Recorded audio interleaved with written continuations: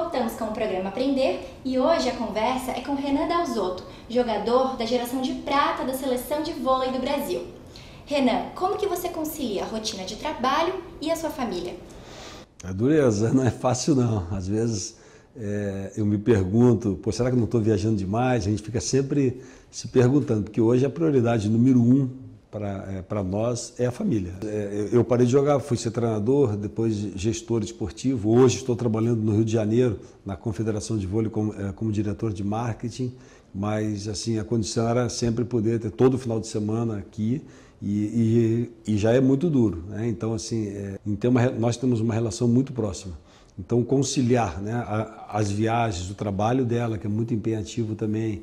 Então, assim, o que nós fizemos, por exemplo, aqui no trabalho dela, nós temos um espaço que nós chamamos Espaço Família, né? Que foi criado para os nossos filhos estudarem aqui, porque como a gente mora em Jurerê, que é um pouco distante daqui, então, e eles estudam aqui no centro, então eles, depois da aula, eles vêm fazer inglês aqui por perto, ficam aqui, a gente almoça junto. Então, esse convívio familiar a gente prioriza sempre. Você tem o costume de ajudar seus filhos com deveres? Olha, eu não é o meu forte, eu me esforço. A minha esposa, ela tem o dom, ela gosta disso. Então, assim, isso é uma coisa bacana também, é você entender quais são as responsabilidades de cada um, as necessidades e tentar dividir as tarefas, né? A gente, como família, eu acho que a gente se completa muito, sabe? A gente tenta estar atento a todas as necessidades e, de alguma forma, aquele que tem mais condição, mais tempo e habilidade para atender aquela necessidade está sempre à disposição. E principalmente o mais velho. O mais velho ajuda, já que está na faculdade, ajuda o mais novo. Acho que isso é fundamental, né? Cada um fazer a sua parte dentro da família. Hoje eles já são mais velhos, um ajuda o outro, como você falou, mas quando eles eram mais novos, tinha muita briga em casa? Olha, pouquíssima, mas muito pouca. Eu tenho duas irmãs, uma mais velha e uma mais nova. Eu brigava direto com a minha irmã mais velha. Os dois se dão muito bem. Acho até porque quando a gente foi morar na Itália, eles eram pequenos e na Itália os dois tiveram que se unir muito. E hoje o mais novo, o mais velho faz engenharia, como eu falei. O mais novo ele é DJ, estuda e é DJ profissional, faz curso de produção, tudo. E o mais velho é empresário dele. Então, eles têm assim, uma parceria muito legal mesmo, assim, sabe? Realmente é difícil encontrar dois irmãos que nunca brigaram. É divisão de espaço, de brinquedos, a busca pelo amor dos pais. E tem pai e mãe que se desespera. Mas calma, tem um jeito de tentar entender e melhorar a relação. Mamãe vai me dar uma irmãzinha. Estou contente, que bom. Papai diz que é ruim ficar sozinho e tudo que é só meu será dos dois. Até a mamãe e o papai, de nós dois. Aprender a dividir não é algo muito fácil, principalmente para crianças que estavam acostumadas a ser o centro das atenções. Mas a realidade dos irmãos é diretamente relacionada ao verbo compartilhar, seja os brinquedos, o quarto ou as atenções de papai e mamãe. O Caio é o primeiro filho da Ana Teresa. Quando ele tinha quase 3 anos, nasceu o Mateus, o segundo filho. E aí, a Ana Teresa teve que aprender a se dividir em duas. Ele não tinha muito concreto o que ia vir aparecer, né?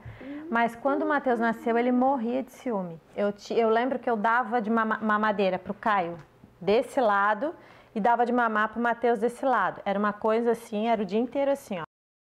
Essa dificuldade de entender que agora tudo será dividido, aquela manha e a briguinha entre irmãos, tem um nome na psicologia: a rivalidade fraterna. E o tema é tão antigo quanto a Bíblia. No livro Gênesis, são contadas as histórias de Caim e Abel e Esaú e Jacó, as duas muito centradas nos ciúmes entre irmãos. Apesar dos fins trágicos dos contos bíblicos, as histórias são parecidas com o dia a dia familiar. Isso está muito ligado à questão do sentimento chamado ciúme. E a rivalidade entre irmãos é absolutamente normal e que tende a passar, tende a se diluir e principalmente tende a passar dependendo das reações e do jeito como a família lida e administra com isso. Como é que vocês explicaram para o Caio que ia nascer um novo irmãozinho? A gente conversou bastante com ele, a gente comprou livrinhos para ele mostrando como é que era, contando as historinhas, como é que era o bebê e tal. A gente levou ele para ultrassom para ele ver, mas ele era muito pequenininho, né? Quase sempre é falado que ele vai ter um irmãozinho para brincar com ele. E quando esse irmãozinho nasce, ele descobre que não é um amigo, que é um bebê, que é um intruso, que é alguém que veio roubar o seu espaço, dividir seu pai e sua mãe, e todos os cuidados que ele recebia, ele passa a receber num outro plano. Às vezes, o ciúme não aparece na gravidez e nem nos primeiros meses de vida, mas quando o novo irmãozinho começa a chamar atenção.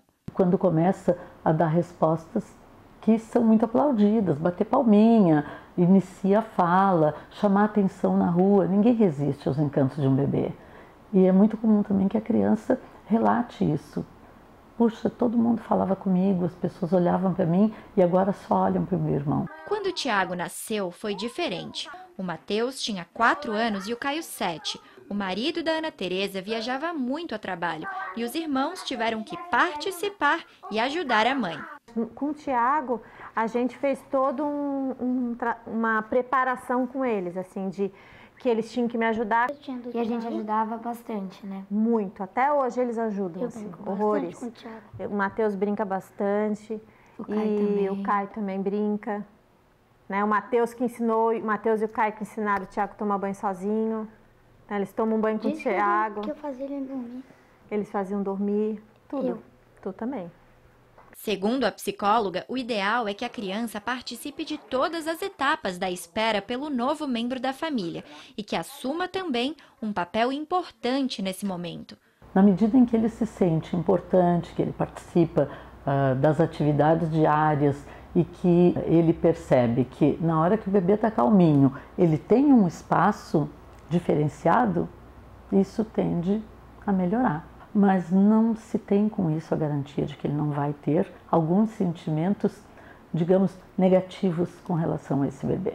Por isso, é importante ouvir o que a criança tem a dizer, compreender a alteração de comportamento e conversar. É normal que a criança regrida, que queira chupeta, queira mamadeira, queira dormir com os pais, queira colinho, alguns até querem mamar de novo, né? Querem inclusive tocar o seio da mãe. Não é adequado que ele possa fazer isso, mas é adequado que se compreenda e que se converse a respeito disso. Mesmo com os ciúmes naturais da chegada, o Caio, o Matheus e o Tiago só começaram a brigar entre eles na idade que tem agora. Estuda em outro lugar, vai você em outro lugar, eu cheguei aqui primeiro. Eles não brigam tanto por ciúme agora, na verdade, assim. Eles brigam por tudo. Eu acho que a gente briga por falta de espaço, porque como eu durmo no mesmo quarto do Matheus, tem horas que eu prefiro ficar sozinho e tem horas que o Matheus prefere ficar sozinho. E daí o Matheus vai pra sala, só que daí dá rolo e daí... Se tem que compartilhar o quarto, então a delimitação de espaços, às vezes, e principalmente ensinar o respeito. Mas as questões da identidade precisam ser olhadas, né? Mesmo com diferença de idade ou sem diferença de idade, existe o que a gente chama de singularidade. Então, a premissa de que vamos tratar os filhos da mesma maneira porque são todos filhos é falsa. É preciso agir diferente para contemplar as diferenças de cada filho e aprender a lidar com as implicâncias. Cada um implica com o outro. Quando um tá sentado aqui, aí quando o Caio vem pra sala, o Matheus começa a cantar ou fazer uns barulhinhos para expulsar o Caio. Aí, às vezes, o Matheus tá com um joguinho aqui brincando, o Caio, sem querer, ele pisa nos brinquedos do Caio, do Tiago, estraga. O ideal é não ficar buscando quem tem razão. É muito difícil saber quem foi que começou, quem foi que implicou, quem foi que cutucou, quem foi que brigou primeiro, quem foi que falou primeiro. Quanto mais os pais interferem, às vezes é mais complicado. Então a interferência, a não ser em situações de ameaça à integridade física, de violência, que isso precisa ser ensinado, as regras serem colocadas na família. Eu separo, literalmente, eu entro no meio da luta e separo. Aí eu mando um para um lado, outro para o outro. A especialista ainda destaca que, na maioria das vezes, a briga é só para chamar a atenção dos pais. Os irmãos têm uma habilidade muito grande de criar uma situação de conflito e, normalmente, essa disputa é pelo amor dos pais. Então, na medida em que os pais têm isso claro e não ficam tomando partido, tentar objetivar essa resolução, não entrar muito no conflito e escutar o que cada um tem a dizer e deixar que as crianças vão aprendendo também a resolver esses conflitos, acaba sendo a melhor saída. Mas o mais importante de tudo é saber que esta é uma fase que vai passar e que o comportamento dos seus filhos depende muito do comportamento que eles veem e aprendem em casa.